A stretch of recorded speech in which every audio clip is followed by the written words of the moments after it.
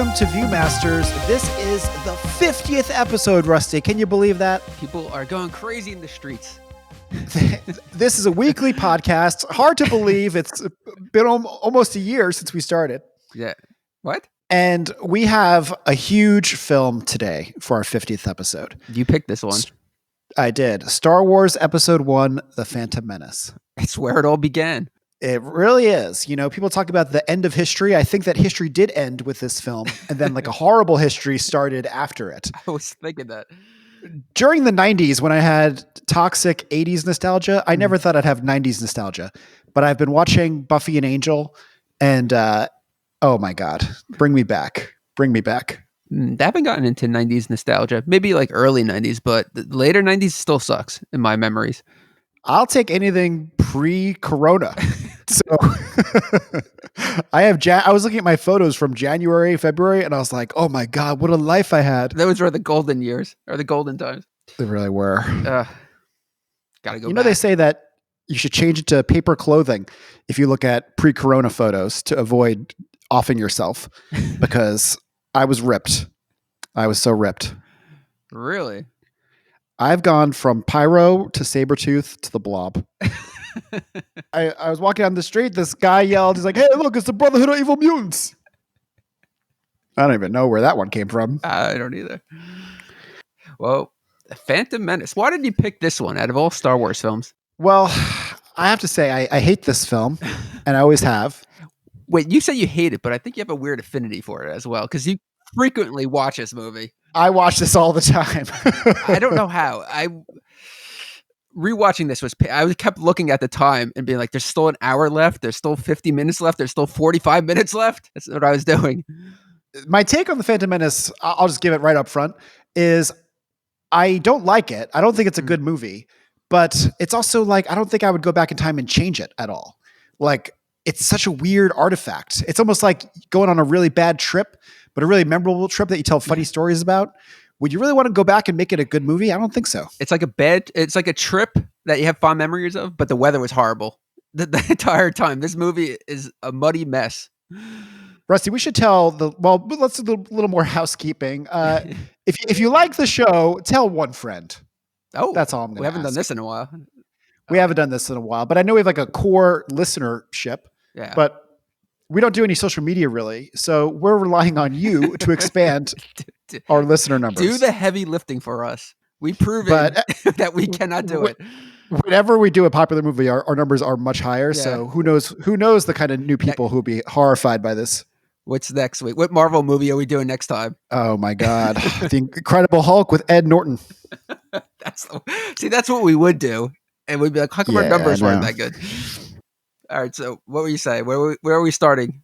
Well, I'll start here. Like, let's try to communicate to the listeners where we were when this movie came out, because we are not like Johnny come lately, which I've never said in my life before. We are not Johnny come latelys here. We were huge Star Wars fans in the 90s. Star Wars like defined our lives. Me and you used to go looking for Star Wars toys. When the Power of the Force figures came out, we used to go looking for those toys basically every night. Yeah, and I think we were into Star Wars before there was that renaissance, because Star Wars was really like pretty dead like a dead fish in the water. Like nobody was into Star Wars. Like, and then the dark times, the mid 90s were the dark times. And then it became a thing with like the hardcore scene for some reason. Oh yeah. Like there's like a stormtrooper on like a shred edge shirt. Yeah. Like it was like a punk thing to be into Star Wars. Yeah, it really was. A counterculture. And then it became the counterculture. But man, those years, you know, it was like we were still chasing our youth, and we were on the cusp of life, Rusty, but all we could see what was behind us, you know? Yeah. It felt like life was ending. I remember very clearly us buying Doritos bags to get a glow-in-the-dark Obi-Wan figure. But Rusty, you'll recall, of course, that even though I got those 2 bags of Doritos with you, yes, I didn't actually have the wherewithal to send them in.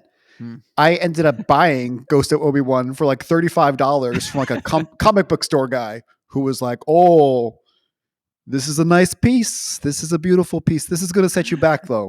This is rare. This is limited. He's a ghost. He's going to be gone soon. I thought that was going to be my first mortgage house payment. That's actually one of the least valuable figures of all time. Yeah, everybody was doing the same thing that we were doing.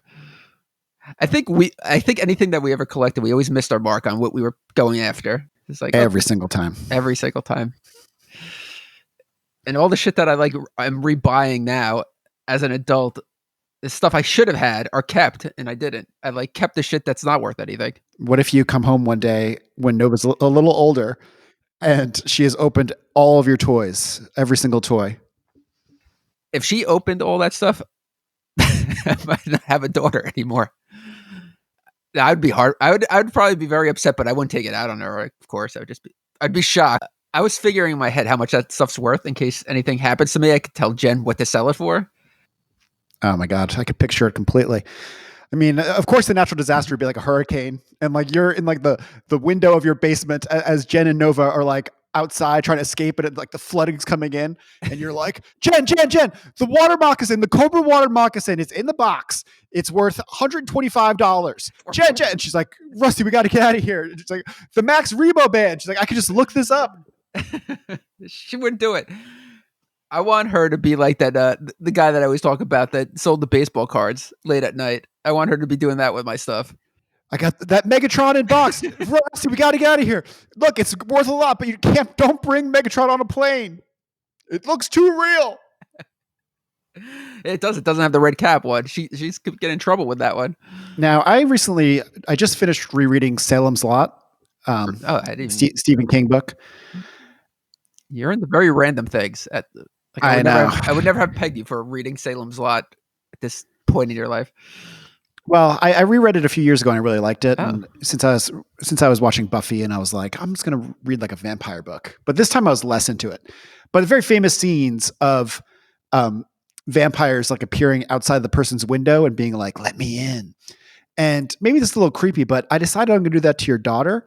And when you're not looking, and I'm going to influence her. So you'll be like, Nova, what movie do you want to watch? And she's like, The Phantom Menace. I was like, why did she always watch The Phantom Menace? She's like, a vampire told me it's really good.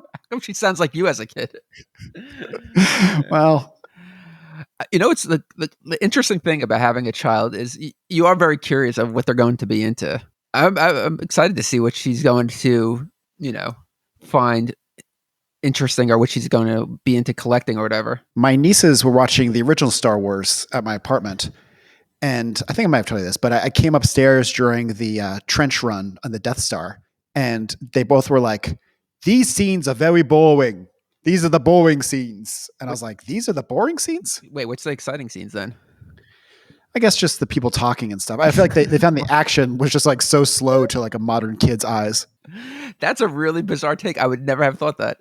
Oh, but I was going to say, so when I sneak into your daughter's window, yes. Imagine if you were looking at the baby monitor and you saw someone come in a Jar Jar costume. You're like, oh my fucking God. Imagine how creepy that would look. I think you should try it and see how I react. Or maybe Jen will just be freaking out. Although Jen does like Jar Jar, so who knows? Maybe Rusty, oh my God, someone's breaking into Nova's room. Oh wait, it's Jar Jar. But no, that can't really be Jar Jar because Ahmed Best has such grace. George Lucas cast him from Stomp. This guy is just stumbling around, knocking shit off the shelves. I'm picturing you walking around my house dressed as Jar Jar. Very clumsily now. Oh my God. I get that walk down. That'll be my quarantine exercise, just walking back and forth like Jar Jar. My downstairs neighbor would be like, you're stomping around a lot. And I'm like, well, it's funny you mentioned Stomp. Jen would wake me up. I think there's somebody in the kitchen. It looks like Jar Jar Binks eating pizza at 3 a.m. Oh God, you'll never get over me eating pizza at 3 a.m. Whoever did that?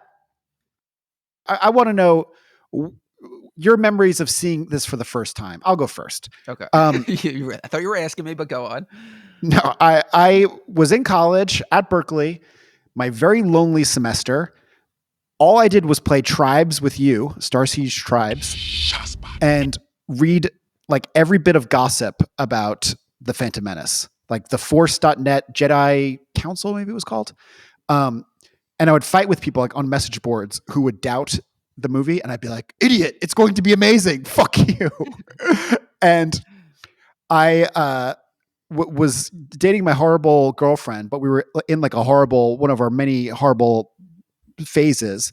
And I was like, you can't break up with me until the Phantom Menace comes out. I was like, my whole life is about May 19th. It really was building to that. Oh my God.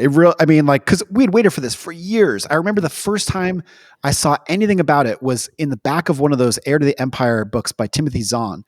There was like a blurb about in like the year 1994 that was like with news about an upcoming new Star Wars trilogy. And I was like, what? But didn't the special editions leave kind of a bad taste in your mouth? Oh, no way. As you'll recall, Rusty, that singer from Jabba's Palace performed at my wedding. Whoa! 1, 2, 3. I just remember that was his voice. That was his voice. No. It's like Cookie Monster. I wish I could remember what my take was beforehand if I was really excited about it, but I wanted to believe that it was going to be good. I don't know if I convinced myself, but I wanted to believe. And I remember you telling me things about it, and it sounded cool because you were reading like everything that came out. I still remember you were skeptical about the first trailer. And I remember it was because of the way that like Obi-Wan and Anakin meet. Oh God. And as I remember, you had a very similar haircut to Obi-Wan. I mean, you had like a spiky hedgehog crew cut. I did not have that tail thing in the back. No. We did talk about the guy that had that tail. When I joined like a dodgeball league in like 2005, in a different episode, we talked about this. Yeah. This guy was like a bully to me. And I'm like, I'm getting bullied in my 20s by a guy who has a Padawan braid, like literally the braid. Do you think if you could have Anakin's hair, though, would you take it? That child like bowl cut? I mean, no, I would not. You would just rock what you have going? I've completely adjusted to having a shaved head. Nice. And just like Minor Threat. The Minor Threat days are back for you. Yep, basically. But then I remember the second trailer, you were all in. Really? Oh, I wish I could remember. What was in the second trailer that got me going? Well, the second trailer is more ominous. It starts out with like Natalie Portman is like, I will not condone a course of action that will lead to war.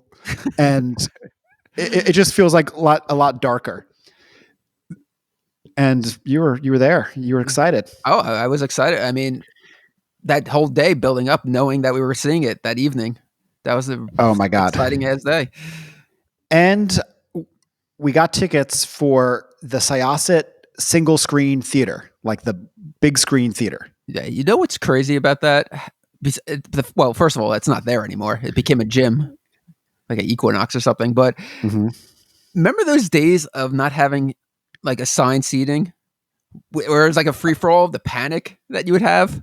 Oh my God! When they would start letting people in, and people would just be like scattering for the seats.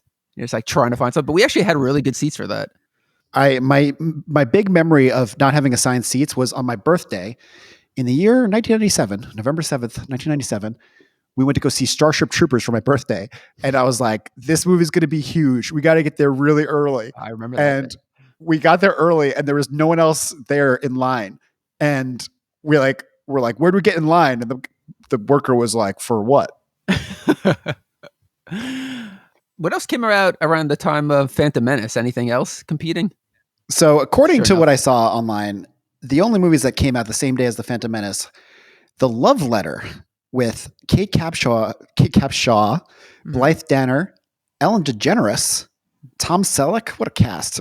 That's like so clear. If you didn't already know what year the movie was from, Gloria Stewart is also in it. Remember the old lady from Titanic? Yeah, I used to be obsessed with her. Yeah, Jen made me take down the poster.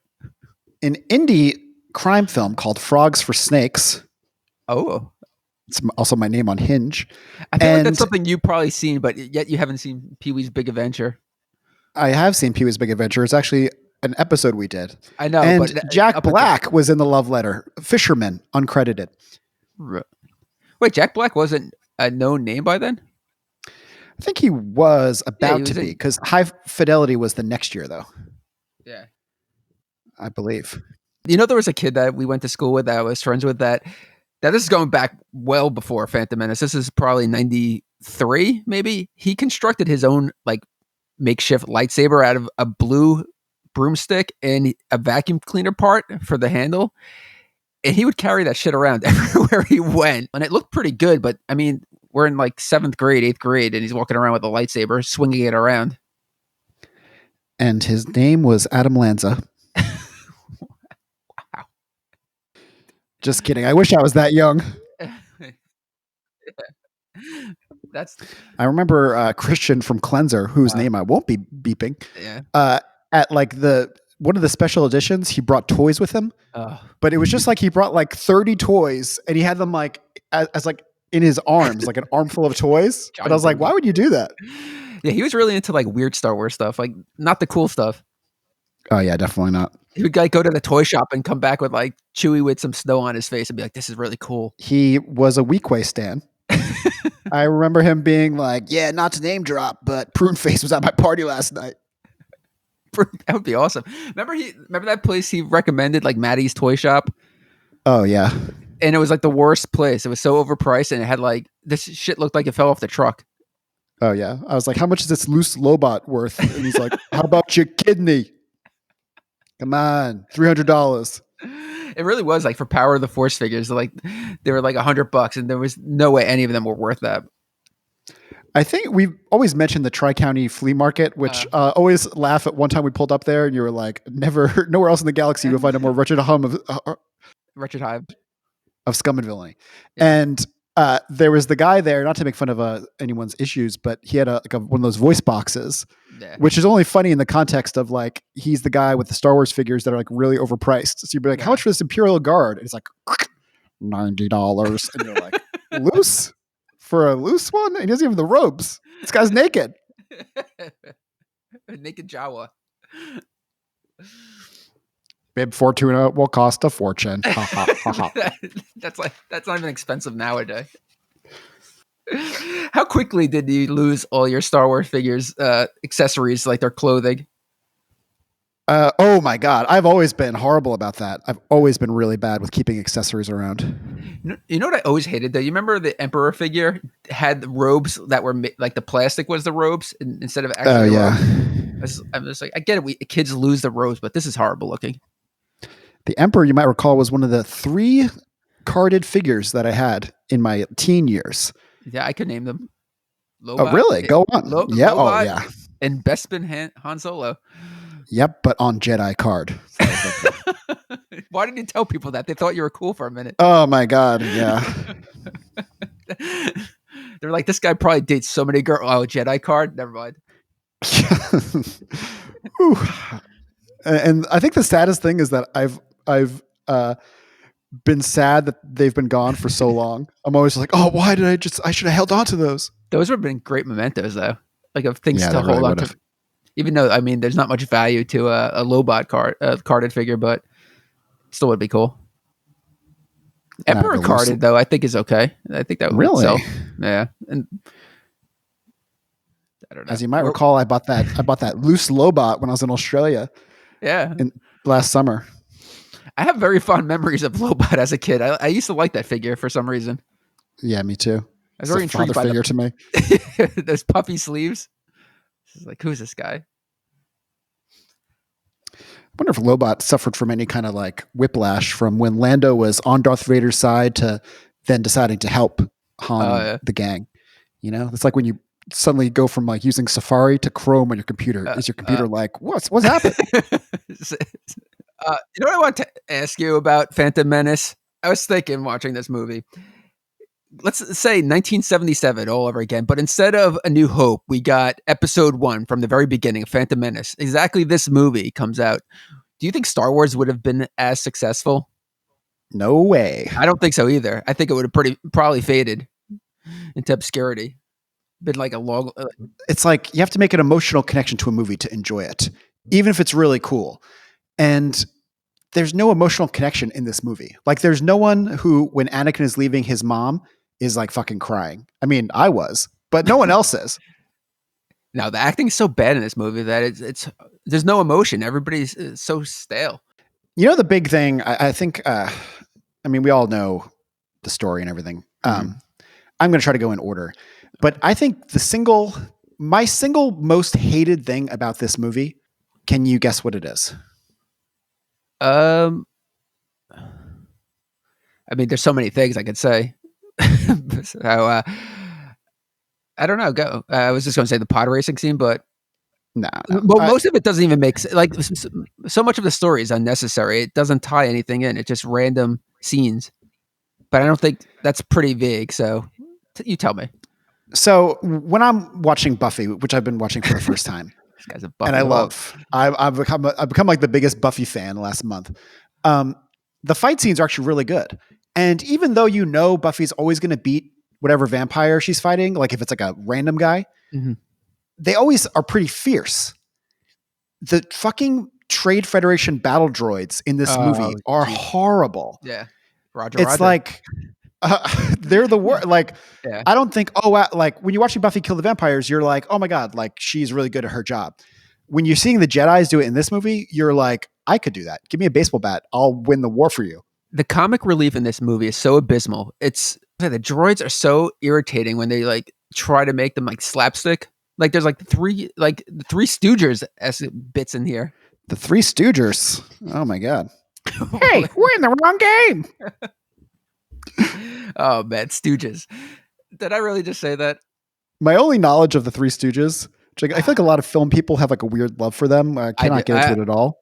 I do. I love the Three Stooges. Really? Oh. And My only Keaton. knowledge of them is the. I mean, okay, I like Buster Keaton, but my only knowledge of the Three Stooges is the NES game, of course. Yeah, terrible game. That orphanage was never saved. But well, I mean, I think you're a Marx Brothers fan, right? Oh yeah, So I think people go that way. It's like Elvis Beatles, and it's like Marx Brothers, Three Stooges. I even did a rogue edit of Night at the Opera, which I think I've mentioned before, but it got my YouTube account deleted. That was up for like a minute. It was better though. It was better, really. Well, there's like a really stupid love story that doesn't. It's like completely incongruous, and like you don't want to watch it. So I cut it out, and really worked much better. Did you even get any feedback before it was taken down, or was it instantly taken down? No, it was like YouTube's algorithm to like take stuff down has never worked quicker than on that. I love the idea of rogue edits. I can't believe I've never watched the Phantom edit before. That's what this episode should have been about. But you know what I also hate? I always hate movies that have to touch on origins. Oh yeah. Like, do you really care about Anakin's origin? No, not at all. I feel like Darth Vader, like the character, he's so grand. Like you don't need his backstory. Like he stands out on his own, and it works. Like why do you have to go back? I really think like they should have started this. I mean, they shouldn't have done it at all. But if they were going to start early with Anakin as a kid, he should have been like a weird kid in like the Jedi Temple that everyone was like, oh, he's got a lot of talent, but he's like a weird kid. He's like the Damien of the Jedi Temple. Oh, yeah. And then the movie is about like, can we work with this weird kid? And then it ends up like going wrong. Yeah. But starting from nothing, where he's just like this kid. Anyway, let's start at the beginning. Well, he's like, yeah, okay, we'll start. And then we'll get there. All right. Yeah. The opening crawl. So the opening crawl, Rusty, as many people have said before, the opening crawl is when you first are like, what? The taxation of trade routes to outer lying star systems is in dispute? If I was a 7-year-old reading that, I would have no idea what the movie was about. I wish I could just see my brain when I first saw this opening crawl and then the opening scene with the villains who are obviously, we can't do their accents because it's like so racist. It's like so shockingly racist. A lot of racism in this movie. Yeah. The really weird thing about this opening scene, the really weird thing, which I don't know that I've noticed people saying before, it's told from the perspective of like Newt Gunray and the other guy. Like it's told from their perspective. Like they're on the other side of the wall, like, oh no, here come the Jedi. Like it's like not even from really Obi-Wan and Qui-Gon's perspective. Yeah. Do you really think the Jedis were the best people to send in there too? Like I'm not qualified. It's like after all these films, I'm not even qualified to say. Mean, just every decision that Qui-Gon makes, they seem a bit inept. And even with like the other scenes with the Jedi Council, it's just like Mace, Yoda, what's that other guy with the big forehead? I'm ashamed to say it's Ki Adimundi. Yeah, I know it's Ki Adimundi. It's like even this horrible movie, I still know all the characters. I know Kit Fisto very well on a personal level. I mean, it's just so slow moving too. Like the Jedi get there and then they're just sitting around like waiting, like we are. We're waiting for something to happen. I mean, they have tea, which is like The Jedi should not be having tea in the opening scene. That's should be Yeah, a rule. yeah. And then like fucking not Anakin, Obi-Wan senses something is up, and Qui-Gon's just like, nah. Like, Yeah, shouldn't you be someone intuitive?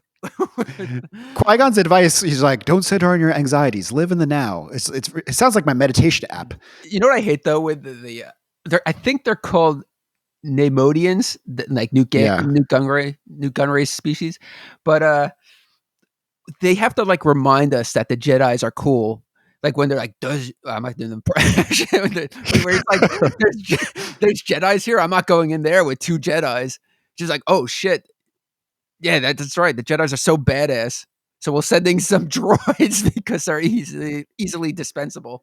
The divide between the regular battle droids and the destroyer droids, it's like, why didn't they just order all destroyer droids? Yeah. The power droids did nothing. They are horrible. You never want to be watching a film like this and think like, oh, me and Rusty could go in there and beat those battle droids too. That's how weak those droids are. At least with the stormtroopers, it was like people and like, you could chalk that up to human error and some like, fear under pressure and stuff like that. This is just droid. This is what they're programmed to do. And yet they're so weak. Like they don't even have armor. I'm angry. Ugh. Roger. He's going crazy. What do you even say? I hate also, so when Darth Sidious first appears, it's funny how Darth Sidious, obviously Palpatine, which was the stupidest thing on earth, but it's funny how he is almost just basically on Zoom calls this whole movie. He's just zooming in. And I hate how he calls one guy stunted slime, but he's like the same height as the other guy. Like they're exactly the same height. I don't know. Who do you take that up with? Where do you file your complaint? Ed, I appreciate your thoughts, but you did not need to break on the grounds to tell me this. Even the action when the Jedis finally have to pull out their lightsabers, it's not good. No, it's not good at all. I mean, the main thing is because it's just like with Buffy. She's fighting, she's doing good like karate moves on like a enemy that she's going to kill, but seems capable. Yeah, I mean, they fall apart the way you would build something. Like if you built a robot, you could have designed a better power droid. And like people make jokes about the stormtroopers having horrible aim and being inept, but like they at least still had kind of a bit of a menace to them. Yeah. Like the droids are useless. Yeah, remember when the Jedis had super speed for some reason? How come that never came into play again? Obi-Wan, we could only use this super speed once. We really got to make it count. Then it's like years later. It's like, oh, why did we use it then? Yeah. Two stupid droids and not when I was fighting Dooku with like a lizard. It's like a video game. You can only find that one power up. You couldn't find it anywhere else. Obi-Wan, you know that you can shoot the dog and duck hunt if you do a certain code. The droids also, I remember how the first toys that were released for the Phantom Menace were a power droid, a battle droid on one of those like skiffs, which just looked horrible. I had that. Yeah. I remember I got it at the FAO Schwartz at the Roosevelt Field Mall, and Samuel Mace Windu. There's a figure of him. Those are like the first two things. You know what the most problematic thing about this movie is that they did not create characters that were marketable. Like there's no toys that I would really want besides maybe Darth Maul from this movie. Oh yeah. Like would you really want a Shimmy Skywalker? No, I definitely would not. We're going to get to her. I just want to say that we do not condone the actions of Darth Maul, the actor. I don't even know if you saw that. No, what happened with Darth Maul? He posted like revenge porn of like his ex on like, really? Instagram. Yeah. So you're just like, not that I follow Ray Park, but if you were just scrolling through and then you just see that and be like, what the fuck? I mean, is Ray Park still relevant in 2020? Thanks to that, he is. But before that, he wasn't. Wow, I did not know that. Oh boy. So the Jedi escape from this opening scene, Rusty, and they flee to Naboo, of course. During the invade. Oh, sorry. Why? I just want to ask you, why is Naboo such a thing? isn't it just like a tiny planet? It's like almost like if you're talking about the Milky Way galaxy, it's like talking about Earth. It's just some planet tucked away in a dead end. Like, who really cares about Naboo? What are they exporting? Obi-Wan, Natalie Portman lives here. Poor Natalie Portman. Horrible Oh my acting in this God. movie. Yeah, really, the whole cast of all of these prequels just completely left out to dry. I mean, it killed Hayden Christensen's career. he couldn't move forward after this. So during they land, they escape Naboo, and the droid army is currently invading it. And this is when Qui-Gon saves the life of a Gungan outcast by the name of Jar Jar Binks.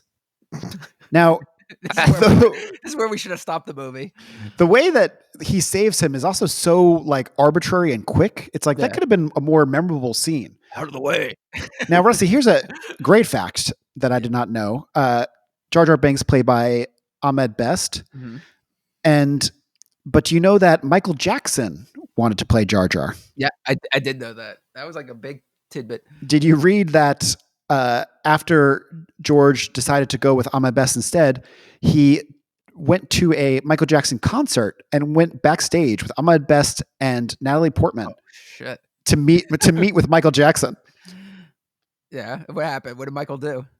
Well, I don't know. I want to write a play about that, though. You know, there's like the Steve Martin play where it's just like Picasso hanging out in like a coffee shop. I just want to do like a play that's just the backstage scene there. You know, Michael Jackson's ex-publicist has said about him that a common person like you and I could not hang with Michael Jackson. He was just on another plane. Man, Jar Jar comes into this so strong. I hate some of my least favorite lines of his are like in this opening scene. Yeah. Like I hate when to prove that he's intelligent, he goes, "I spec." Yeah. And then right after that, he's like, "Squeeze me." I don't want to. Actually, I'm not going to do that.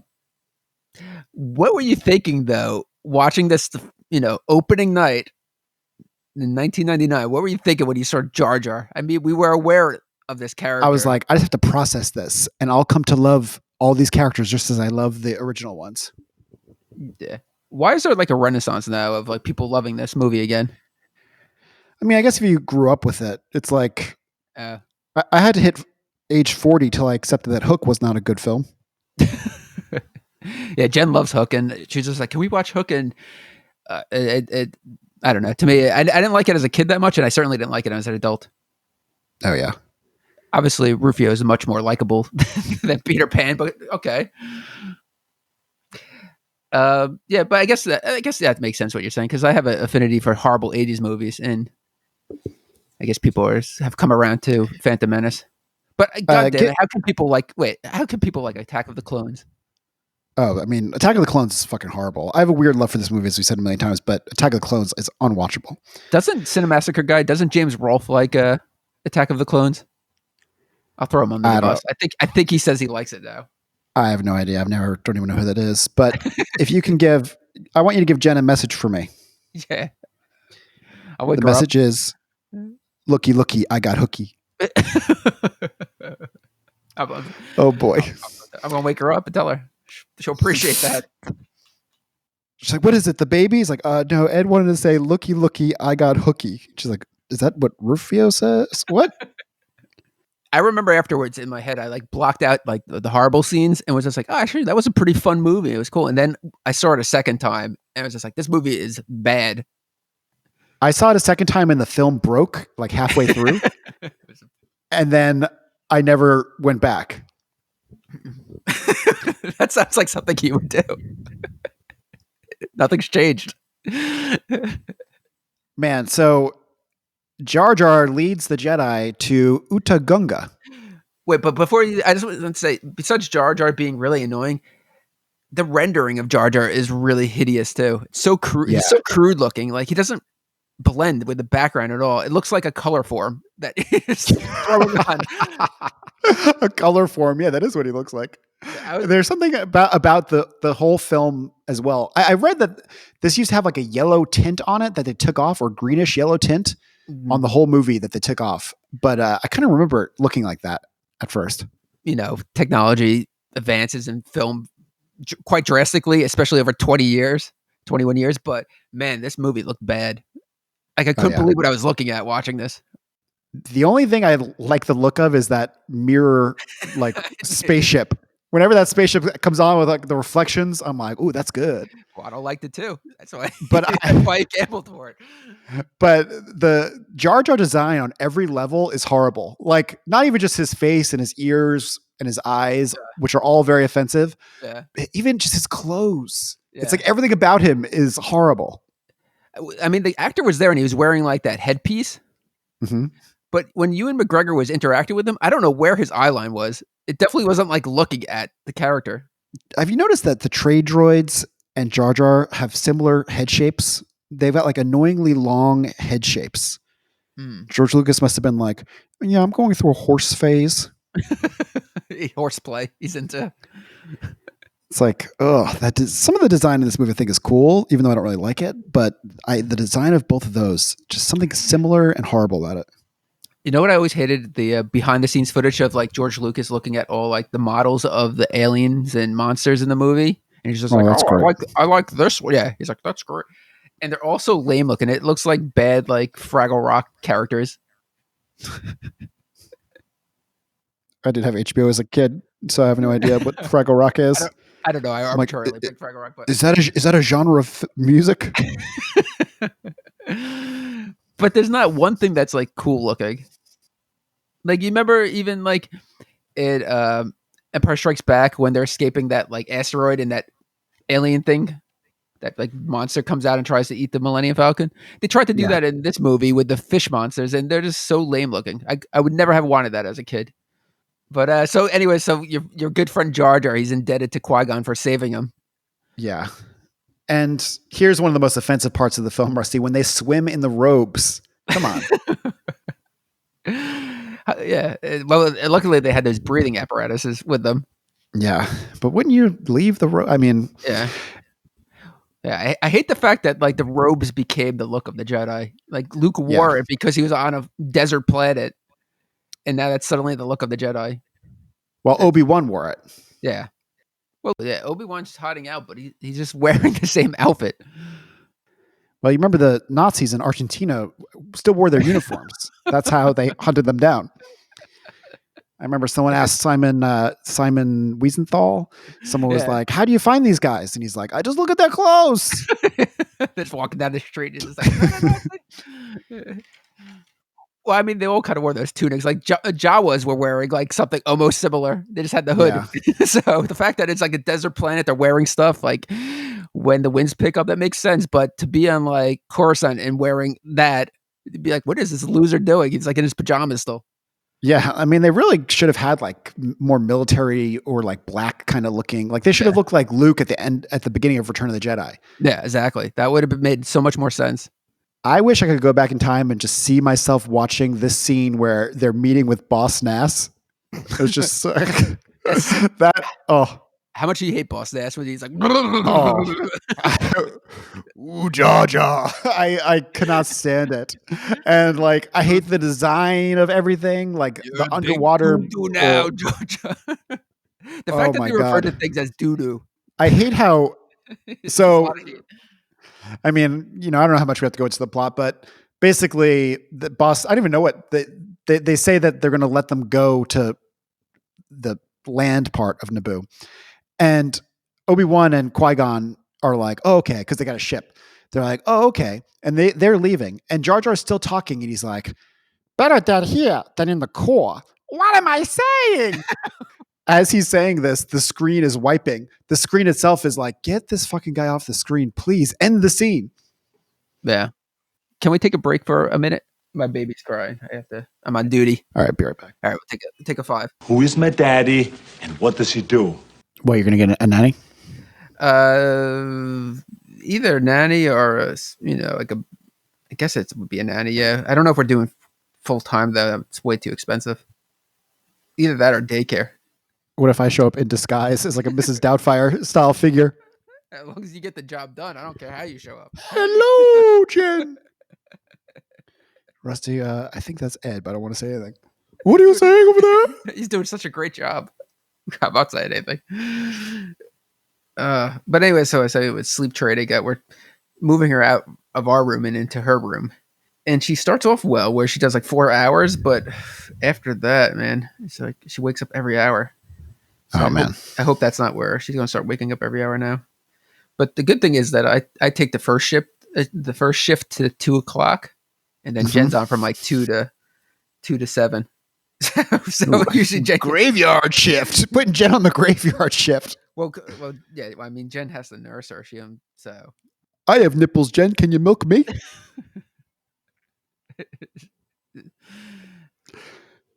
I don't know. Now, you told me you were trying to shift Nova to a crib. What did you have her in currently? A coffin? Well, we have her crib, which most people don't use their crib for the first like 6 months to a year, but we have a bassinet kind of thing called the snoo, which is a pretty expensive piece of equipment. Ooh, I like what I'm hearing. Yeah, you like that. It's very modern looking too, so it would fit perfectly in your apartment. That's great. Mm-hmm. Now I just need to talk to a woman. Right when they rescue the queen and Padme or whatever happens, when they meet Natalie Portman. But like the line, "You assume too much," which is like a refrain throughout the movie. You assume too much. Isn't that the stupidest fucking catchphrase ever? And isn't it funny that Natalie Portman got it from like the weird Newt Gunray guy? Like he said it. So then she starts saying it. You need that on a t-shirt. You need that on your straight edge t-shirt. Oh boy. Getting wasted this weekend? You assume too much. So what else we got? I hate this movie. I hate this movie too. This is a hard movie to get through.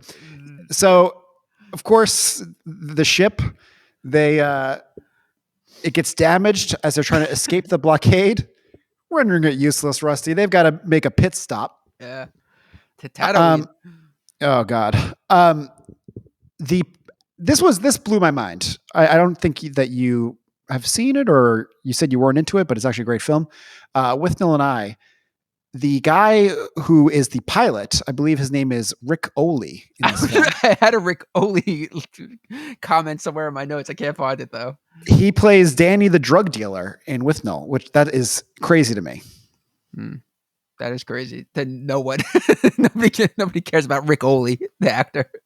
Is that the best they could come up with as far as characters? Like, there's no side character that's interesting. Remember, like, fucking A New Hope? Just that cantina scene was filled with like so many freaks that you just were mesmerized and you were intrigued by them. Who do we get here? Captain Panaka and Rick Oley?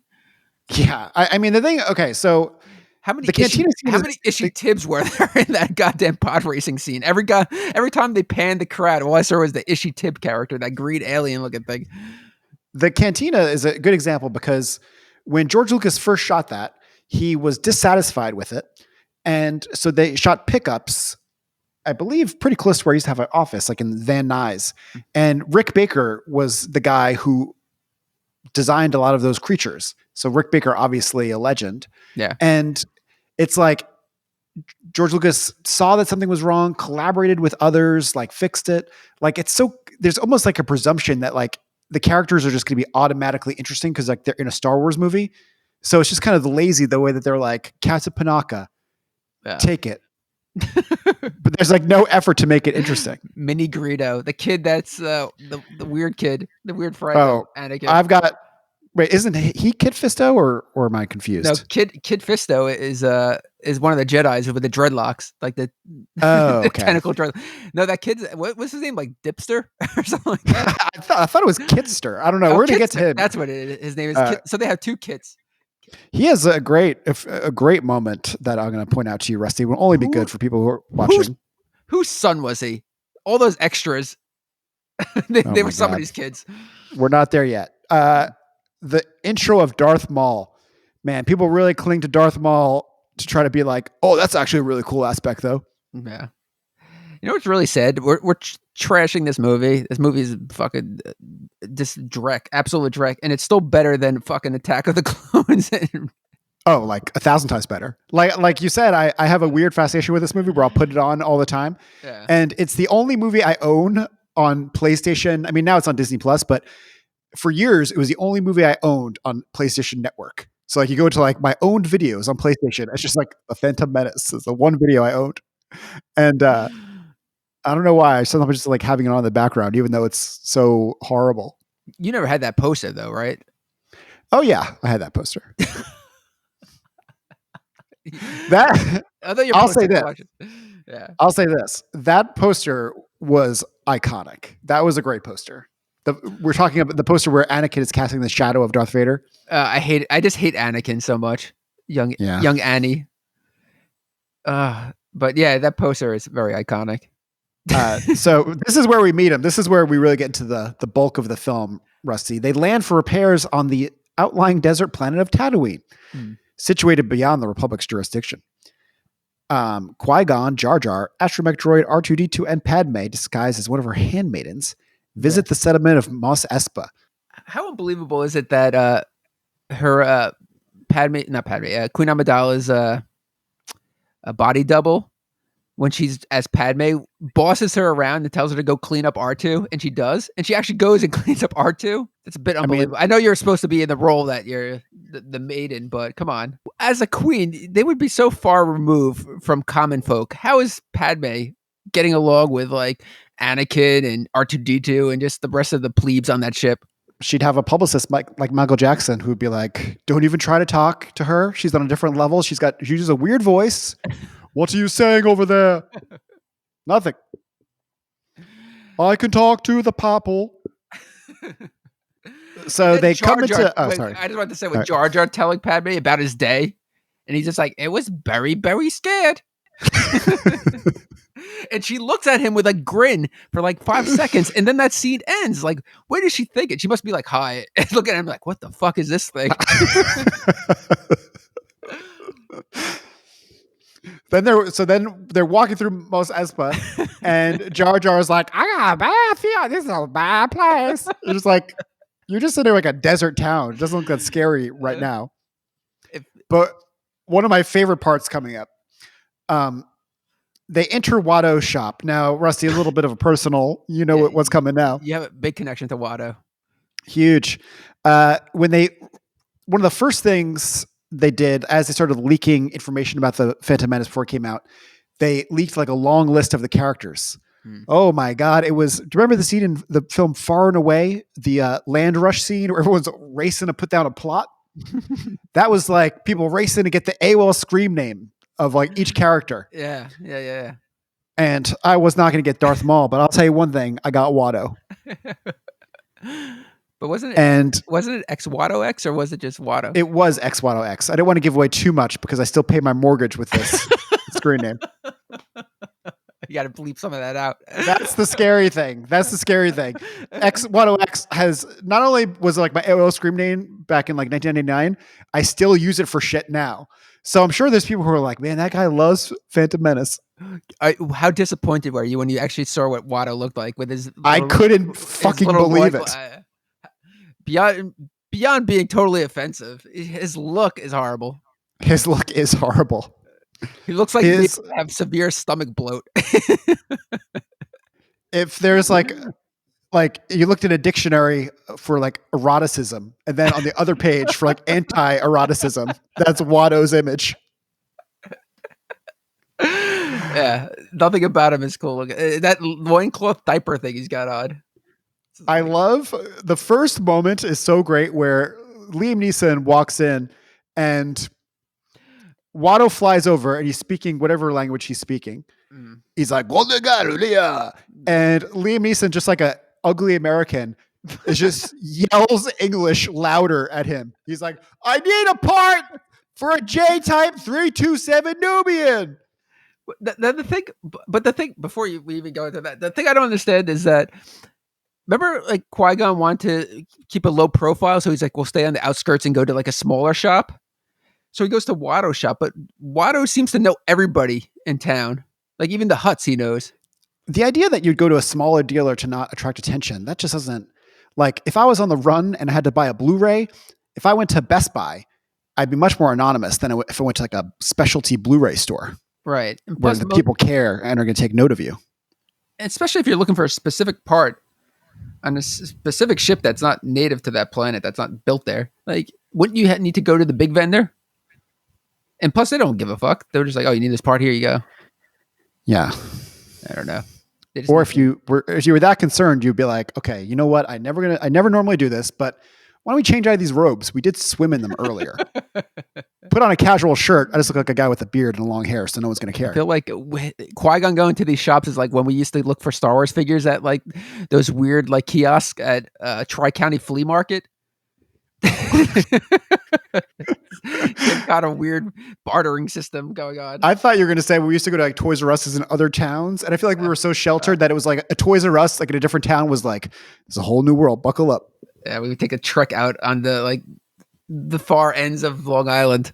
I remember I went to a Toys R Us once in Brooklyn, and I was like, this could be they might have whole different toys here. Some of those Toys R Us, it's like a scene from Deliverance going into them. I know you told the story, but I just thought for a second of when you were going to ask out that girl that worked at Toys R Us. Have I told that story on this podcast before? I don't know. I mean, you gotta edit it out. Oh, I think it probably did get edited out because it's a very embarrassing story. I feel horrible about it. Let me just point out that I was 18 years old. 18 okay? 18 years old. And me and Rusty used to go to Toys R Us literally every night. Not even an exaggeration. And look for toys and various things. And once we stole that Final Fantasy poster, which no regrets. It was a great poster. Yeah, it was a good poster. But there was like a cute cashier. And let me just bring you down by saying at one point there was 2 cute cashiers. So it was like we were going to double date them. But yours didn't have the longevity in the job. No. She was only there for like 2 weeks. And I was going to ask out this girl, which is horrible. You should never ask out an employee. But again, I was 18 years old. Yeah. One day I went there alone and I was going to do it. I swear to God, I was going to do it. And if they closed at 9:30, let's say it was like 9:10, I was like pacing the aisles to get my courage, which probably looked like fucking Ted Bundy. Yeah. Ted Bundy, if I'm flattering myself, more like David Berkowitz. You had a fake cast on. help me with this figure. Help me get the Tusken Raider in the basket. Get the bad fat in the basket. Okay, so it was like 9:10. I was pacing around, getting my energy up, getting my confidence up, but I was going to do it. I know I was. And I swear to God, they announced over the PA, they were like, Toys R Us is now closed. I swear this girl must have been like, he's here and he looks like he's going to ask me out. Shut the store down, shut it down. And the manager was like, I never do this, but for you, I'm going to do it. And then, of course, Rusty, you know the epilogue of this. Yeah, I do. I'm laughing. Saw her like a year later, not a year, but probably like 6 months later or something, at Nassau Community College. I was like crossing the, let's call it a quad, but whatever it was. Okay. And I saw her. She was wearing all white jeans, white shirt, white nail polish. That was like the look at the time for a certain type of girl too. Oh yeah. Like she was with a group of like bro-y kind of Guido guys. Yeah. And she saw me. And then she started whispering to all of them and like pointing at me. I mean, she had to just say like that loser comes into Toys R Us every night. I know you haven't seen Watchmen, the HBO show, but I think there's a part where a guy comes like running and then like slides right into the sewer. That was me. If you said her name 3 times in front of the mirror, she would appear. She would appear and file a restraining order, rightfully so. And on her way out, she'd be like, "Oh my God, this guy still has toys." Hey, toys are cool now, though. That's a crazy thing. That's true. Then toys were not cool. Toys were for kids. Like we were part of like such a niche group. Yeah, really. It's like a certain hour of day we would be able to come out from the sewers and look at toys. We have been ahead of the times, always to our detriment. Yeah, it's like, oh, we finally outgrew something, and look, it's cool now. Like you were into like comics for the longest time, and then they finally became like huge, and then we outgrew them. Oh yeah, just like emo. I never could have imagined that the whole world would know what emo was. Yeah, like Mineral at that time. Mineral became like a huge emo band. I mean, obviously there's bands that got bigger, but We knew them when they were nothing. Yeah. So what are we at? So Qui-Gon, here's one of the hugest flaws of the film. Qui-Gon senses a strong presence of the Force within Anakin, and he's convinced that he is the chosen one. Now, this is so stupid because we will soon have the pod race, which Anakin is, obviously going to win. He's not going to die in the pod race. Yeah. But there's no consequence on like a character level. Like, we know he's going with them. What should have happened was the pod race should have been at least where Qui-Gon sees that he has the Force. Like, he should have done something crazy during the race, and then Qui-Gon should have been like, oh shit, this guy's got the Force. Instead, it happens all before that. Yeah, I mean, all the suspense is like so obvious in the pod race. Like, obviously, Sebulba's going like sabotage him, and he's going to fix it and win the race. But you know what I hate about Anakin? He's so unnatural as a kid. Oh yeah, like what kid, especially an enslaved kid, would speak that way? He's like, it's like he's going to private school in the meantime. He's just like, are you an angel? That scene's horrible. Yeah. And you know that Jake Lloyd said he hated filming that scene. And it's just such an awkward scene to give to a little kid. Yeah. And I get what George Lucas was going for, where he's like, oh, I've got to have this big scene between them when they're first like talking, but it's so unnatural. It's also so unnatural that it's like love at first sight for Padme with like Anakin's still such a kid. Like he's into kid stuff. He's into like showing off his droid he's building and into his pod race. And meanwhile, she's just like, ooh, Annie, you're pretty cute over there. And as we all know, like the age divide when you're young is so huge. Like an 8th grader and like a 5th grader are like in different worlds. It's not like a 40-year-old and a 37-year-old. I just like to make these really revelatory points. Please rate and review. I don't know how to follow that up. A line that I hate that comes up in like the next scene, but that's very unnatural, like you're saying, private school. The way that after Anakin has his moment with Sebulba, which is so annoying, but when he's talking to, I think, Qui-Gon about Sebulba and Jar Jar, he's like, he picked a fight with a Doug, an especially dangerous Doug named Sebulba. And especially, like, no kid would ever phrase it that way.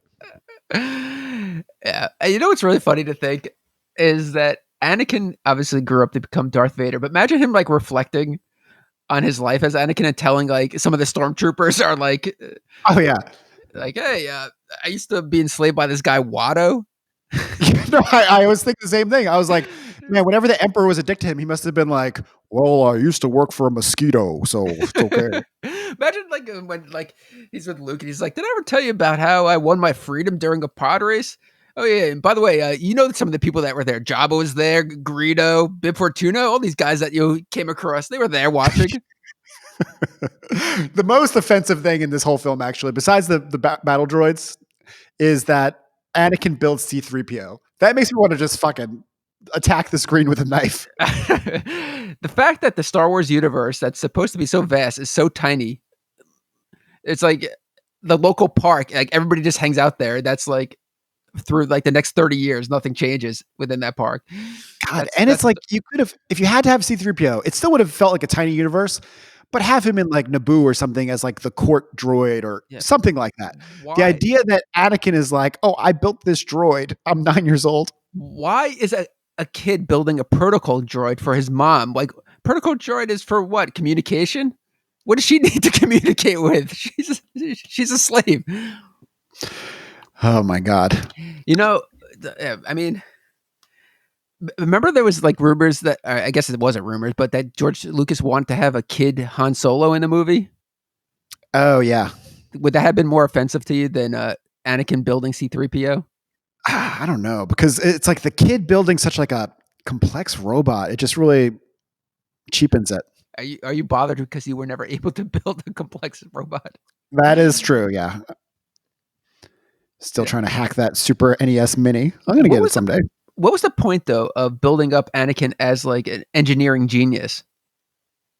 Like, what did that later become? I figured out how to take the suit off and shit and get the suit back on all by myself without any Ugnaughts.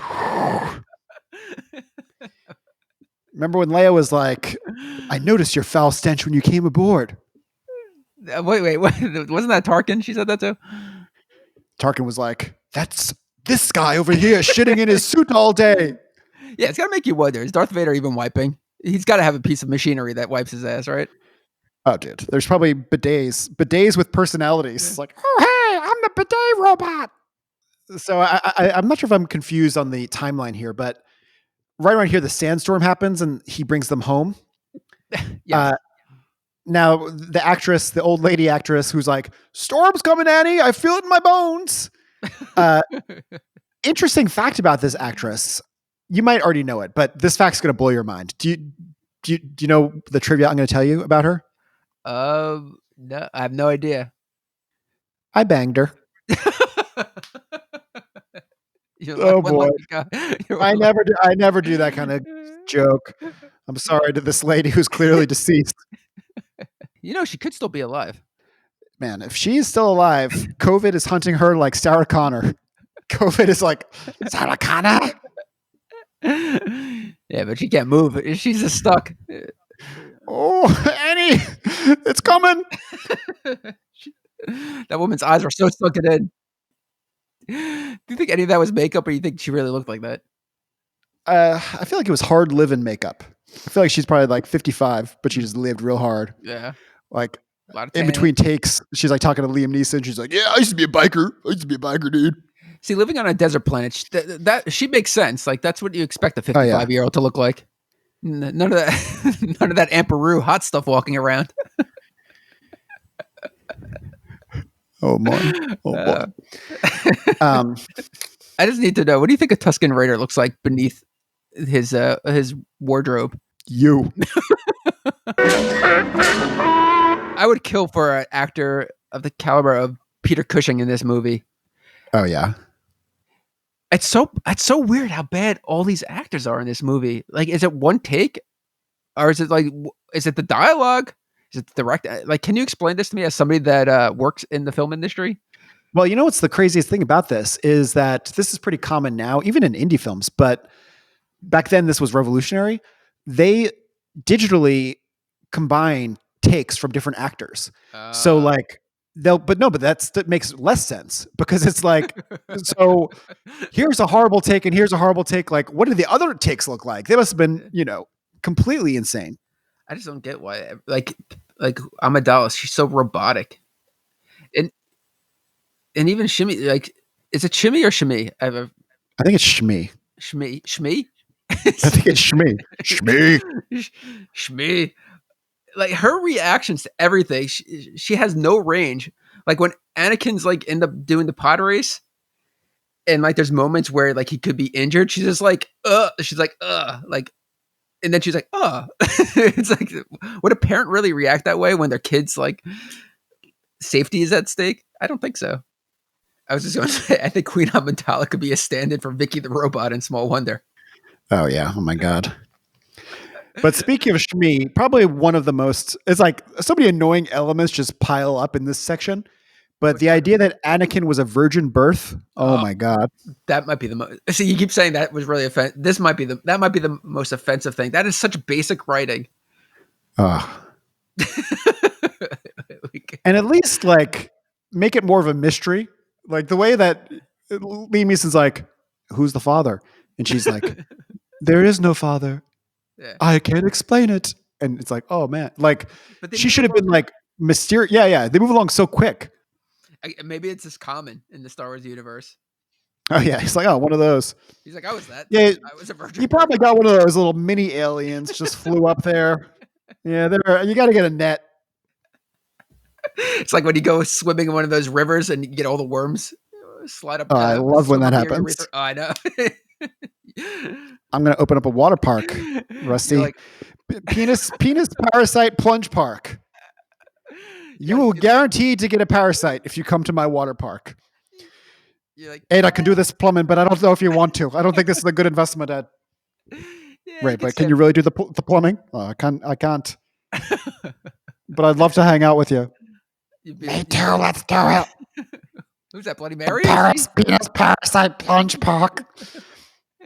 There'd be like a hall of mirrors underwater you swim and like you call on Bloody Mary and then she drowns you.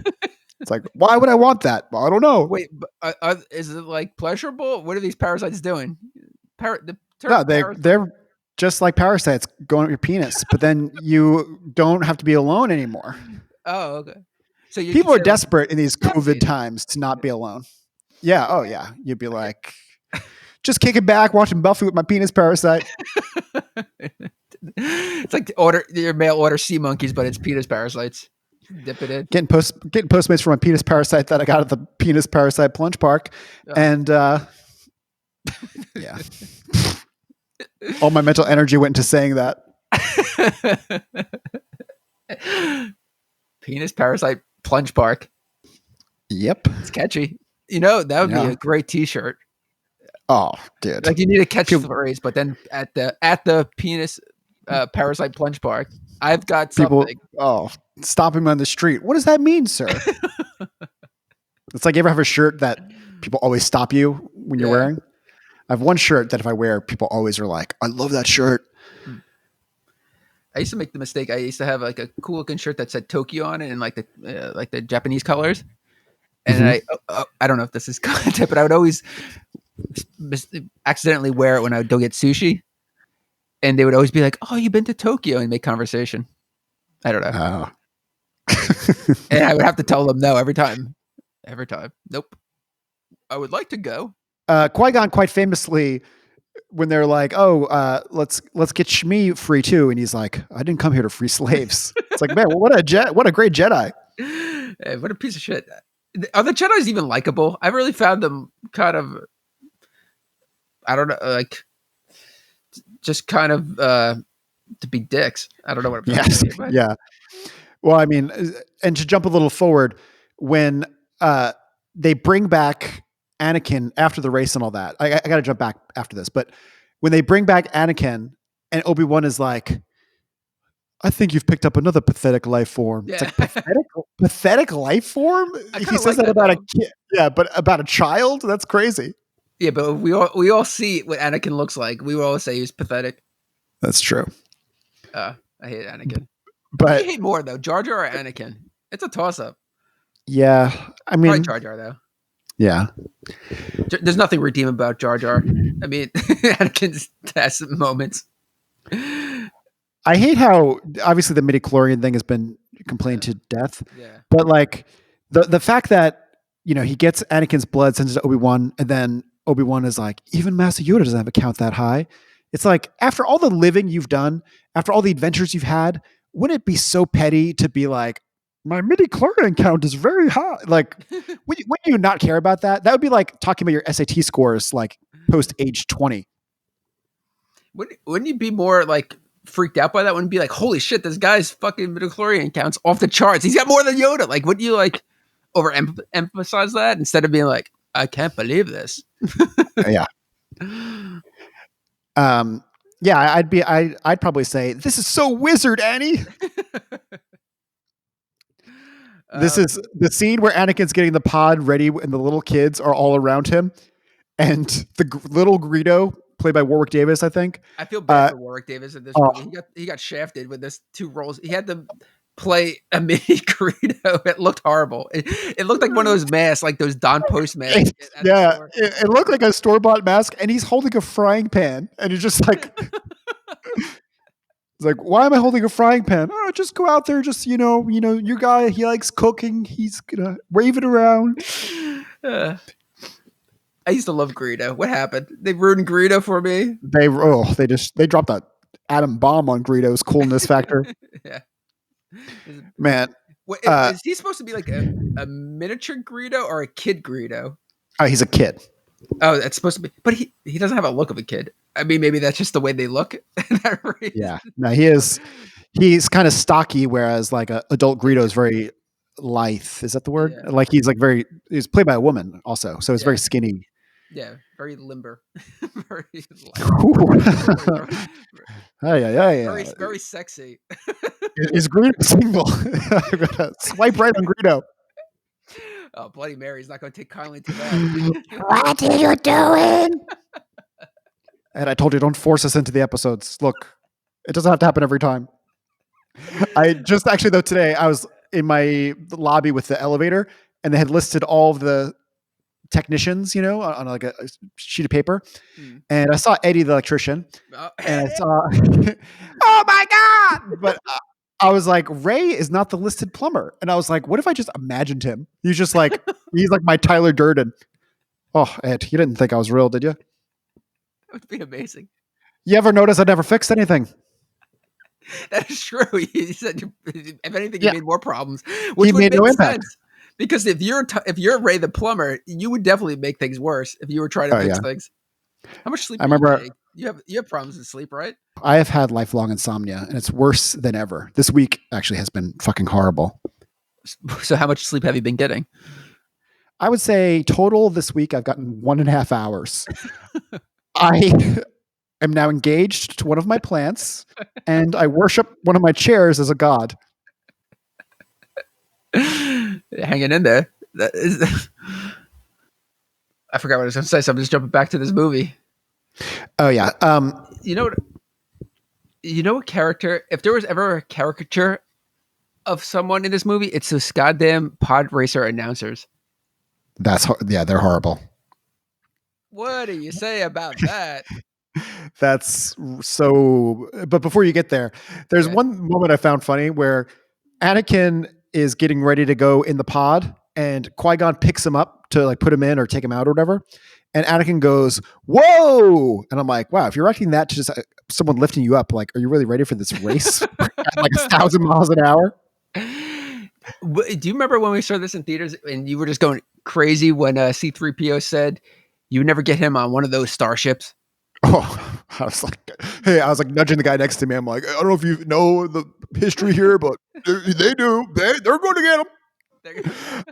Anakin's like, it's working. It's working. It's like, don't make that a big moment, George. We know it's going to work.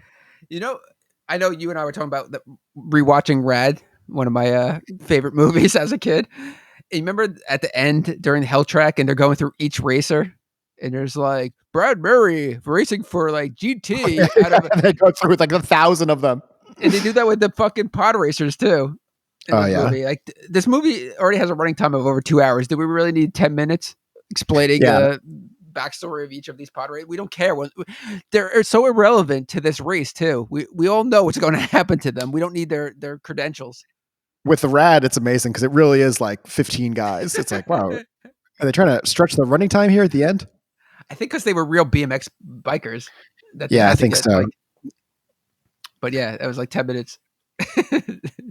So the famously long pod race here. Do you know who I relate to the most in this whole thing? Who? The Tusken Raiders.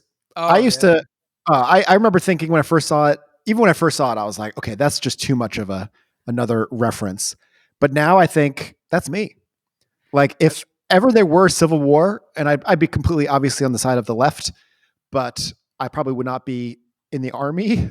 But I would be a Tusken Raider, just like shooting into like the Nazi side and just being like, You know what would happen though? You would be the Tusken Raider, but meanwhile there would be somebody standing behind you for like 10 minutes just watching you, being like, is this guy really has no idea, no awareness that I'm standing behind them and will execute him without him ever knowing? I'd be the star. I'd never know. I'd be the star of like a brutal TikTok where it's just like, get a load of this guy. Like you see the gun coming up as I'm like looking. I'm like, I almost got him. I have to say though, with the Tusken Raiders, it's still like the one character that they didn't ruin in this movie. Like the Tusken Raiders are still pretty cool. It's true. That's true. It's true. Mark it down. This is like not going to translate to audio, which we love doing here on the show, Viewmasters. But there's like the very basic static straight on shot of like the audience that looks like shit that it cuts to a few times. And there's one guy like in a monster mask who, when everyone stands up to cheer, he just puts his like palms straight out. Do you notice this guy? He looks fucking hilarious. I didn't notice that one.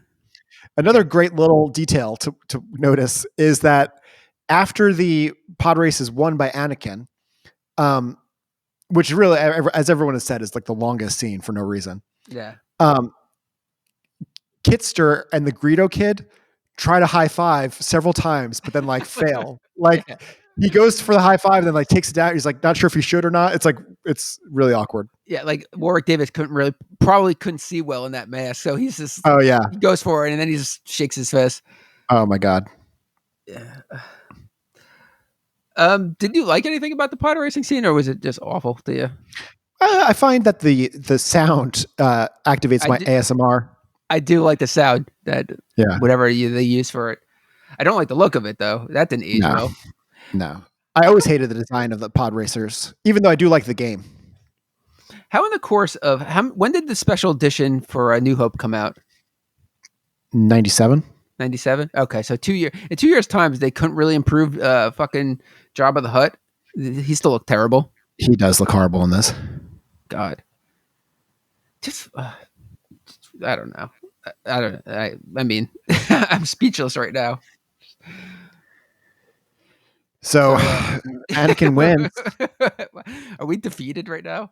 We are. Anakin wins after he's leaving behind C-3PO, and one of the few POV shots in Star Wars. This looked like a moment from Peep Show when C-3PO was looking at Anakin. Like it's such a weird style choice there. Yeah, they're like wearing head cams. Then they go to the starship, and of course Qui-Gon has his famous encounter with Darth Maul, the first one. It almost feels like a contractually obligated duel. They're like, we gotta get Darth Maul in the movie. It's like, oh, but we already have everything done. It's like, oh, well, how about when he's going to the spaceship? I never really got what Darth Maul was doing. He landed. He sent in his droids or his probes to find out where these people were hiding, and then he has this like scene where it comes back and he finds them. Like, I don't know. I feel like they could have done more with Darth Maul. Yeah, Tatooine. like they should have had Darth Maul like walk out into the track right when Anakin's like about to win. Then Darth Maul appears during the pod race.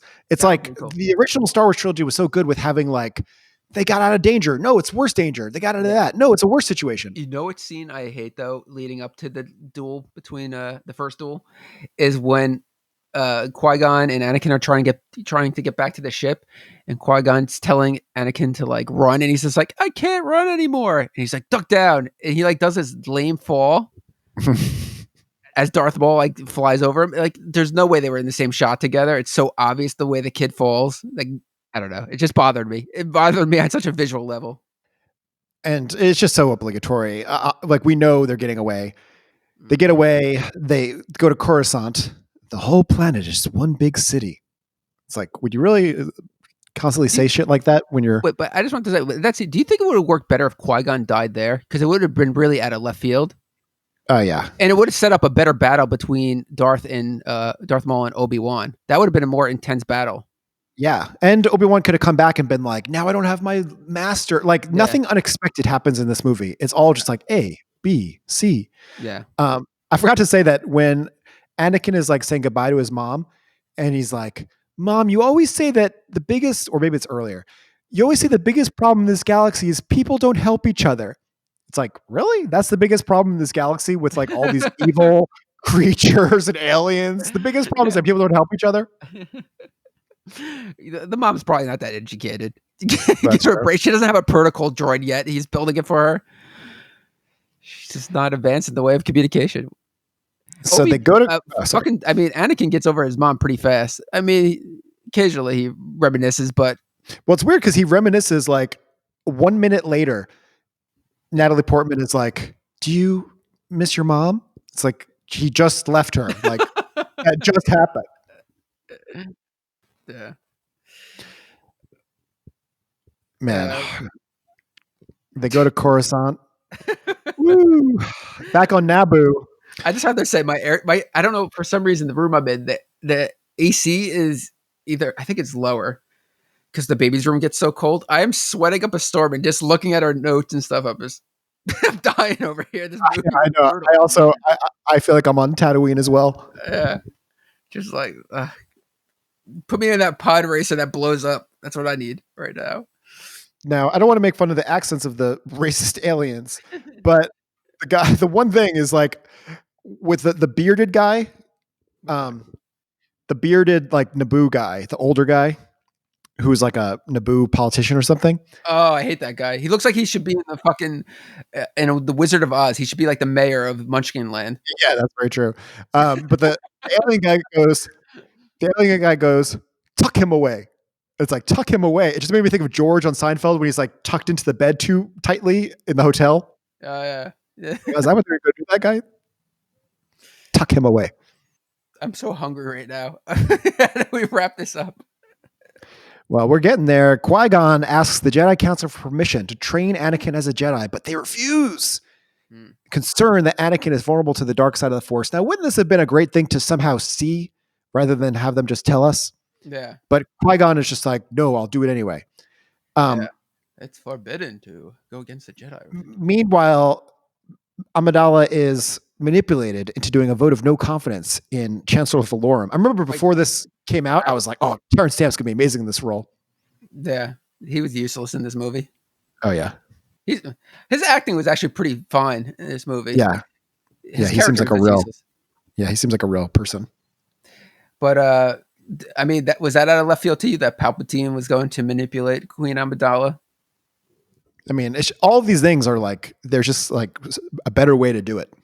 But who is this movie for? Like, is part of it for adults? Because like Lucas knew that the kids grew up and were still from Star Wars and New Hope and are still fans. So he's just like, well, I got to incorporate some adult themes. So I'll do trade embargoes and Senate hearings and stuff. Is that what the point was? It's so weird because it's like the defense that people always are like, oh, Star Wars is a movie for kids. It's like, not really. It's like, it's a movie for kids in the way that Jurassic Park was a movie for kids. It's like a movie for everyone. Like, we're all familiar with these blockbusters that were for everyone. That's what that always was. So like, then when it's like Phantom Menace has like all this baby shit, it's like, that's just weird. So what do we wrap this bad boy up? So Qui-Gon and Obi-Wan are ordered by the Jedi Council to accompany the Queen, return to Naboo, and also investigate the return of the Sith. It's like, never in a movie should there be a and also, and never this late in the movie, and never something that big. Yeah. Now, here's one of the worst lines of the movie that I didn't even know until just on this most recent rewatch. I kept going back, and then I finally turned the subtitles on. Jar Jar's line, Gungan's going to get pasted too? Get pasted. Yeah, that was two random facts. Rusty, do you know that Jake Lloyd claims there was a 6-hour cut of the film that was absolutely incredible? Would you watch that? I would watch it. I mean, I would watch it definitely. Yeah, but come on. Can Jake Lloyd really be trusted on this? No, definitely not, because he was 9 years old and it was like 20 years ago. So, I mean, things that were 2 months ago, I can't be trusted on. Much less Jake Lloyd, who's clearly lived a life. Yeah, he's fallen on some hard times. Here's a crazier thing, though. Do you know that? I almost said Guillermo del Toro. Do you know that Benicio del Toro was Darth Maul originally? No, I didn't know that. But he had some kind of injury or something that he ended up having to pull out. He faked that injury to get out of that. Yes, he did. For the shit show that movie was going to be. Then, all right, let's just. How many people out there like Phantom Menace? Do you think? I think a fair amount. I think more people like it now. I think it's starting to gain popularity. Where it's, I don't know, maybe because the new movies aren't that great. Yeah, I mean, I saw a tweet recently that was like, Rise of Skywalker was made because Disney was contractually obligated to release a movie for stockholders in December 2019, and Phantom Menace was made because George Lucas wanted to, which is true. And it's like, it does, like, I'll rewatch this movie a million times. I don't think I ever have to rewatch Rise of Skywalker again, but it is just so weird. It's hard to imagine liking this on a genuine level. Remember when George Lucas said that he had all these ideas? And like when he was writing A New Hope and stuff. There's no way that. I mean, I just read a great book. These big kind of coffee table style books, The Making of Star Wars by J.W. Rinsler. And that's a fucking great book. Highly recommended. And it takes you through like every draft that Lucas did and the things that would stay in each draft, things that we could cut. And you see the movie coming together piece by piece, but it's just like any other script. Like, there's a lot of bullshit you cut, things get simpler, things get more elegant. Like, George Lucas tried to portray it as if like he's like I wrote 9 movies, and I said start in the middle. We'll get to the other ones someday, and that was like such a myth that we believed for a long time. Yeah. So one of a really shocking moment in this movie, Rusty, back in Naboo, Padme reveals herself to be Queen Amidala. Man, I was like Qui-Gon. What? Jar Jar. Jar Jar gets promoted to a general. You're just like, what is even happening here? I want to know, the droid army is supposed to be super advanced, super powerful and strong. Even like the Jedis are saying that. And the Gungans are supposed to be kind of like tribal, primitive kind of things. Yet they have pretty advanced technology. They have those shields. Oh yeah. Like, are we really to believe that? First of all, it's like a Civil War battle. They all show up on like some nice sunny grassland. Beautiful day for a war. It's like, is that really how that war would take place? How many Star Wars movies have there been where there's like a land battle and a space battle, and one or the other has to unlock, like drop the field or drop the main shit? It's like that happens way too much. Yeah. Now during the battle in the starship hangar, Qui-Gon tells Anakin, wait in the cockpit of a vacant starfighter, which he then accidentally pilots out of there. Man, imagine what if Anakin had died in space? They're like, Qui-Gon, like, why did you have him hide there? And it's like, I didn't know that he was going to fly off. I didn't know that things were going to go that badly. And I would actually appreciate that, because it would make obviously the other movie so fucked up if he died. And it's like, wait, how does Darth Vader make sense though? Gosh. Move. Then of course we have the famous battle to the Duel of the Fates. Yeah. You know that the third sequel trilogy movie was originally going to be called Duel of the Fates. That would have been better, I think. Who cares? Is that true? Yeah. I never heard that. I'm learning some things here. This is like a famous battle now, and it is like much better than Dooku versus Yoda, for instance. But it's like, it's not that cool. And there's one moment where you could just tell that Ray Park is a total asshole, just from this one moment where he kind of does like a I can't even describe it. Like the way that he kind of does like a little dance move with Darth Maul, but adding like, you could just tell that this is a guy who does like fire dancing and other lame kind of like Ren Fair shit. It's still better than what became in the other movies of how theatrical the. I mean, it is the high point of this film, and it reminded me of this one time. This guy, it was like during like the worst drought in like LA history. We had this neighbor who was like always went to Burning Man and shit, and he was dating one of my roommates, and he was like, I gotta show you guys something, and we go up on the roof, and he has like 2 like I don't even know what you call them, but he did like a fire dance where he's like swinging like these chains with fire on the end of it, and he's like dancing around, and I'm just like watching people. This is my old apartment, was kind of like at the start of like the hills. I just like watching people coming to their balconies and like watching this guy fire dance. And I was like, everyone must be like, why the fuck is this guy fire dancing during the worst drought ever, when it's like fire warning is like maximum. And this guy's just like, he's also breathing fire. I was like, can this end and we go back inside? How long was this dance for though? Like at what point were you like, oh my God, how's this still going on? It was longer than Showa. Anakin, he wins the space battle basically. Actually, another thing that really annoys me is when Captain Panaka, Natalie Portman, they're all like outside that window, and then they go ascension guns, and they shoot like a grappling hook gun. Like, are you to tell me that they all carry a grappling hook gun on them all the time, just in case something happens like that? Like, I could stretch my imagination enough to believe that on their current gun, there's like an attachment that's always on there, like grappling hook attachment.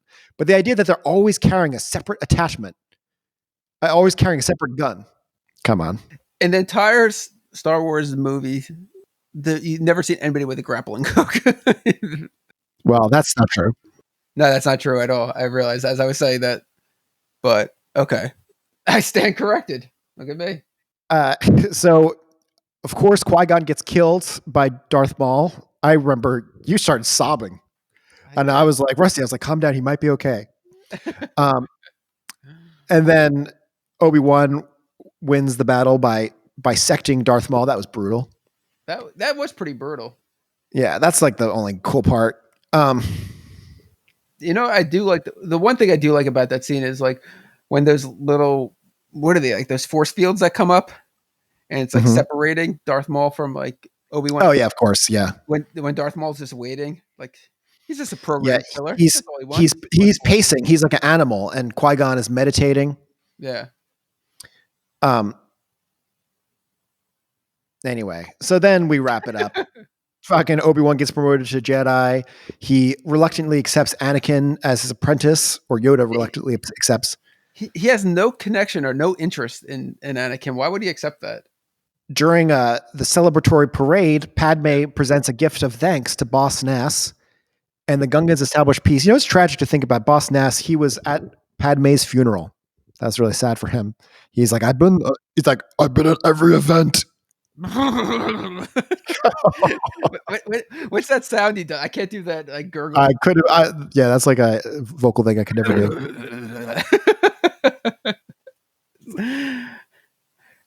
I'm still shocked that you chose to dress up as Boss Nass for Halloween that one year. I'm hoping to escape quarantine not looking like Boss Nass. I gotta get my diet back under control. Really? Tell me about this. That's more interesting content to me. Well, I told you I ordered that chocolate gift basket to myself. I wanted to do that one time with an edible arrangement, and Jen thought I was crazy for trying to do that. I'll tell you this: I got it Friday at like 12:30, and I finished it like Tuesday at 12:30. So I only had it for. I mean, it was a big basket though. So like I went and I ate every single piece. Like normally I like won't like something or I'll throw some of it out just in like a weird way. Like a shame way where I'm like, okay, I'll eat this over the garbage, but let some drop in so I don't feel as bad. But I ate every single piece. And the rest is history. Purdy's Canadian chocolate. I loved it. When Jen returned back to work after maternity leave, somebody there got her munchkins. So I asked her what size or something. I don't know what size it was, but I said to Jen, because I said, did you eat any? She said, yeah, I ate a few, but I controlled myself. And I said, if you had to eat 60 munchkins, how long would it take you? And she said a few, like at least a week, maybe. I think she said. What? I said, 60 munchkins, I could definitely eat in like 2 days. Definitely could go 2 days. I mean, if it was a challenge, I could do it in a day. Easily. Yeah. I mean, especially if it's spaced out. Come on. Yeah. I mean, if there was munchkins, I could eat like 5 of them. Just like walking past them and not even thinking. Like I would eat 5 and not even realize I ate any. Oh yeah. So 60, like a week, that would be stale by then anyway. Yeah. Or get like that sweatiness. Oh, sweatiness on like confections is disgusting. Yeah, it really is. Sweatiness on cheese and confections is, it make me gag. Whenever I do like the big shop on like, you know, the big quarantine order, I always get like too many kinds of cheese and like half that cheese I end up not using because I'm just like, I think it's gone bad. I can't tell. Has it gone bad? I'm not going to risk it. Bye. If the worst is when you open it for like that tight wrapping and then you try to rewrap it tightly, but it's never successful. And then you like reopen it. And you can imagine the kind of horrible job I do. But Rusty, one more Star Wars fact. This is true. In 1985, Sybil Danning was approached to play a sexy witch. Sybil Danning, of course, from The Howling 2. Yeah. Check out our previous episode on that. Wait, what just happened here? Sybil Danning was approached to play a sexy witch in like a Star Wars sequel that never happened. Oh, okay. That's the detail I should have said. I just said I got so excited. This sexy witch. You're a big fan of sexy witches, so yeah, it's true. I'm surprised Star Wars was looking to go in that direction. I know. Imagine that alternate universe. Yeah, you can't even say slave girl Leia now. It's like be ashamed for that. I just said it. Well, that about wraps it up, Rusty, for our 50th episode. Really, our 60th episode if you count the sitcom episodes. But we'll be back shorter than we've been. We're trying to get back on a regular schedule. We swear. Are you And aging my baby? You got to age that baby up. Make her well, sleep yeah. better. I did you not get the cryo chamber I sent you from Amazon? I didn't get it yet. I didn't know you were something. Just go for that deep freeze setting, and tune back in next time for I think it's either Buffy the Vampire Slayer or Rocky Horror Picture Show. I think it's going to Not be a sure Rocky which Horror one. Picture Show. But Oh shit, a movie I've never seen. I've always been a yeah, little afraid of I think it. it's about time. Yeah, I guess it is about time. I am very, very curious, much like our listeners, I'm sure, to see if you like it because I don't know, it's something quite different. What's like the biggest movie that you think you should have seen but you haven't? I swear to God, I don't think I saw True Romance until last night. I went to the drive-in. Really? Well, I mean, Yeah. I mean, that's not like a huge one. That's like, yeah. You know, for me, it's probably I've never seen Lion King or Aladdin. what? Yeah, those are two big ones I've never seen. I'm talking about the animated, not the live action ones. Well, yeah, of course. I wouldn't be like, wow. You never seen the Will Smith Aladdin? He fucking slays it, dude. Yeah, it's not as good as Robin, but it's different. It's different. Man, Aladdin.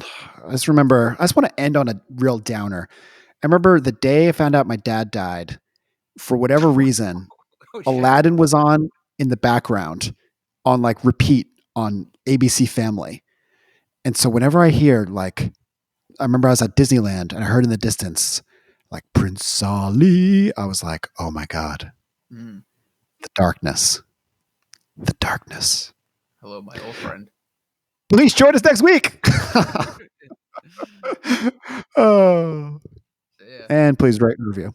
Yes, please.